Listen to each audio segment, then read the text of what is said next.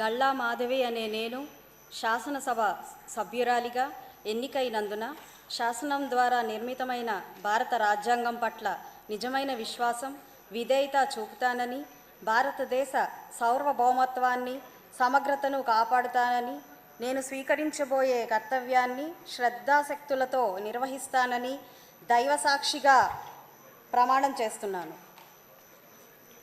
ఆంధ్రప్రదేశ్ శాసనసభ సభ్యురాలినైన గల్లా మాధవి అనే నేను సభ నియమాలకు కట్టుబడి ఉంటానని, వాటిని అనుసరిస్తానని, సభ మర్యాదలను పాటిస్తానని, సాంప్రదాయాలను గౌరవిస్తానని దైవసాక్షిగా ప్రమాణం చేస్తున్నాను.